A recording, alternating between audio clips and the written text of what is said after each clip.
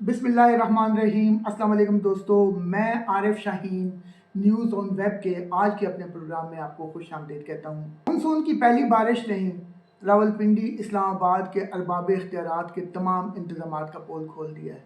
रावलपिंडी के नशेबी इलाके पानी में डूब चुके हैं और ये नशेबी इलाके वो इलाके हैं जहाँ पर बासर अफराद ने बहुत से अरबाब इख्तियार से मिल के धड़ाधड़ प्लाट बना के बेचे। और बदकिस्मती की बात है कि ये प्लाट उन जगहों पर बना के बेचे गए हैं जहाँ पर दरियाओं और नालों की कुदरती गुजरगाह थी। हम अपने बड़ों से सुनते आए हैं कि पानी कभी अपना रास्ता नहीं बदलता, और वही हुआ है। पानी एक मरतबा फिर अपने रास्ते पे आया है और उसके रास्ते में आने वाले तमाम घर ज़ेर-ए-आब आ गए हैं।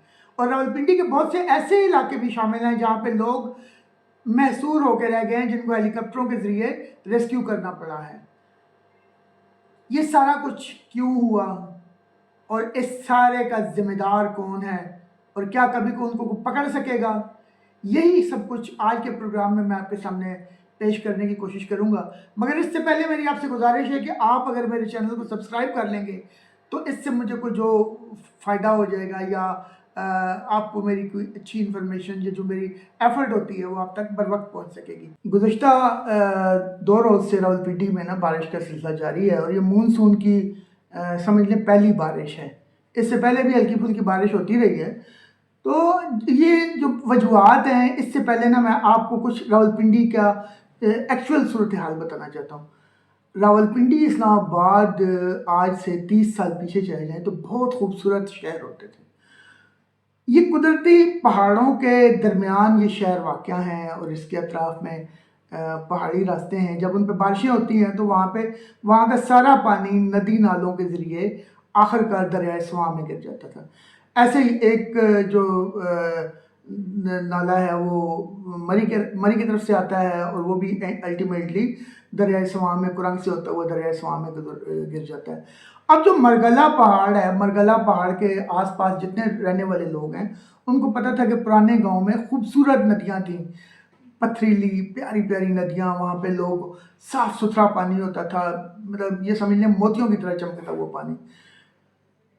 फिर क्या हुआ कि फिर हम मॉडर्न हो गए और मॉडर्न होते होते हम लोगों ने अपने शहर के साथ जुल्म किया है।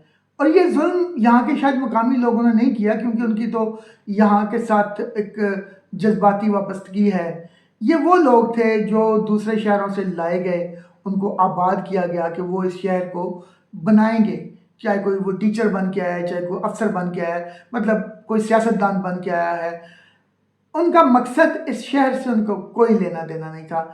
ये वही लोग हैं जो यहाँ पे इस शहर के वसाइल को लूटने आते हैं, यहाँ से करोड़ों अरबों रुपया कमा के ले जाते हैं। मैं अक्सर ये बात करता होता हूँ अपने दोस्तों में कि हम लोग तो वो लोग हैं इस रावलपिंडी इस्लामाबाद के, वो बदकिस्मत लोग हैं कि जो उस वक्त भी इस शहर में होते हैं जब दूसरा कोई नहीं होता। यानी मेरा कहने का मतलब है कि जब ईद बकरीद होती है तो बाहर से आए हुए सारे के सारे लोग यहाँ से चले जाते हैं, फिर हम लोग रह जाते हैं सुनसान सड़कें। अगर यही जो बाहर से आए हुए लोग हैं वो इस शहर से प्यार करें और इस शहर की कदर करें तो आज भी ये शहर खूबसूरत हो सकता है। लेकिन अब मैं आता हूँ अपने असल हक़ाइक़ की तरफ। पानी का एक आया है रेला।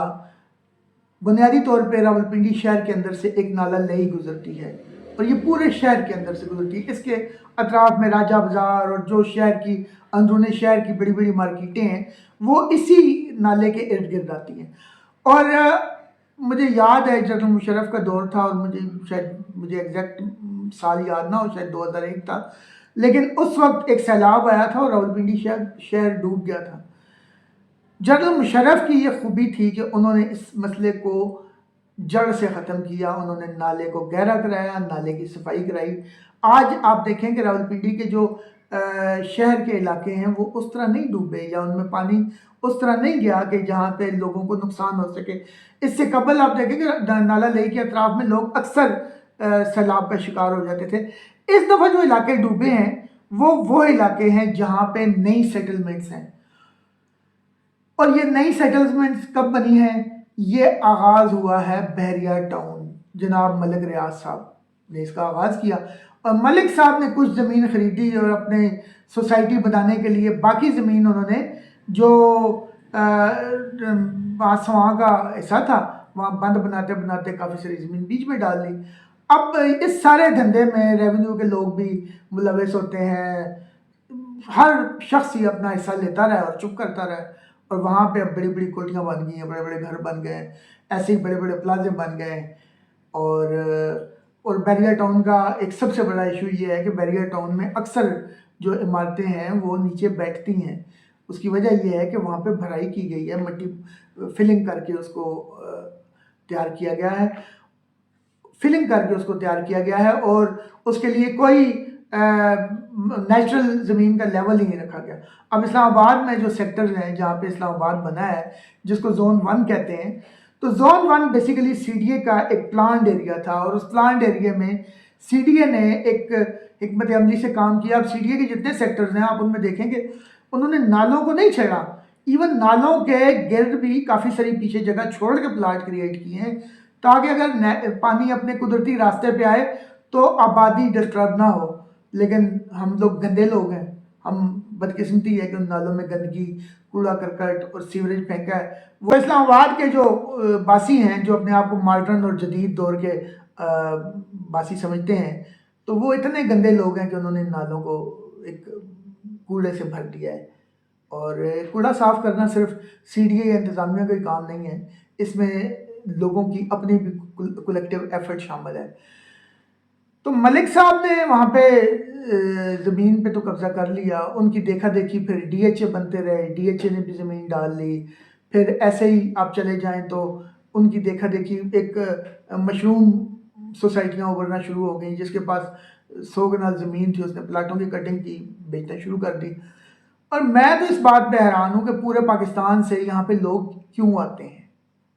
ये वो लोग हैं जो अब वहाँ से अपने इलाकों से उठते हैं, यहाँ आते हैं। यहाँ पे इस्लामाबाद में एग्रीकल्चर नहीं है, इंडस्ट्री यहाँ पे नहीं है, एक प्रॉपर्टी का बिजनेस है यहाँ पे, कंस्ट्रक्शन और प्रॉपर्टी के काम धड़ा चल रहे हैं। उस चक्कर में लोग यहाँ पे आके आबाद होते हैं और वो चलता जा रहा है। उसके बाद आप देखें एक और एरिया है जो हर्डल क्रिएट कर सकता है, वो है E11 का इलाका। अच्छा, E11 भी एक सीडीए का सेक्टर था, लेकिन सीडीए वाले भी तो बादशाह है ना, अपने जो सीडीए के अफसरान हैं वो अपने चंद पैसों के मफाद के लिए उन्होंने वो पूरा का पूरा एरिया उठा के तो सोसाइटी को दे दिया। वहाँ पे मल्टी और 2-3 पुलिस फाउंडेशन और इस तरह की और सोसाइटियाँ जो हैं वो वहाँ पे काम कर रही हैं। अच्छा, उन सोसाइटियों ने भी, क्योंकि वहाँ भी एक लैंड माफिया बैठा होता है, कब्जा ग्रुप बैठे होते हैं, उन्होंने भी यही किया है कि वहाँ पे जितनी भी ज़मीन थी वो सारी की सारी ज़मीन बीच में नालों की ज़मीन बीच में डाली, प्लाट बना दिए। और उसके बाद क्या हुआ है कि आप इन सोसाइटियों का सर्वे कर लें, आप सीडीए के सेक्टरों में देख लें कि नाले के लिए कितनी जगह छोड़ी गई है, और इन सोसाइटियों में देखें हार्डली ये लोग नाले कवर कर लेते हैं, 10-20 फुट जगह छोड़ देते हैं। 10-20 फुट से पूरे पहाड़ों का पानी कैसे गुजरेगा। इससे पहले भी वहाँ पे ज़मीन का कटाव हो चुका है E11 में। ये 2-3 साल पहले जब बारिशें हुई थी तो ज़मीन कटी थी और पेट्रोल पंप नीचे बैठ गया था। ऐसे ही आप चले जाएं, अभी ये जो FGHA एक सोसाइटी अथॉरिटी बना दी, और ये बहुत बड़ा जुल्म है। और ये एक शहर में 2 अथॉरिटियाँ, 2 रेगुलेटर हैं, इसका मतलब है कि यहाँ पे आपने 2 रेगुलेटर बना दिए, इसका मतलब है आपने कोई काम नहीं करना। तो इन्होंने भी यही काम किया है कि FGHA ने भी सारे के सारे नाले बंद किए हैं, नालों पे कब्जा किया है, नालों को छोटा कर दिया है और वहाँ पे प्लाट बना के बेच दिए हैं, पैसा कमा लिया है। और अल्टीमेटली क्या हुआ है कि वो भी एक डिज़ास्टर किसी टाइम पे बनेगा और वो फिर लोग देखते रहेंगे। फिर इसी की देखा देखी रावलपिंडी IJP रोड के साथ आप देखें ना, आप जो रेलवे कैरेज फैक्ट्री के सामने से एक छोटा सा रास्ता जाता है, वो पुल बन गया है। तो वो नाला होता था रेलवे का। रेलवे ने जहाँ पे भी रेलवे लाइनें बिछाई हैं, रेलवे लाइनें नेचुरल लेवल से काफ़ी ऊपर उठा के बनाई गई हैं।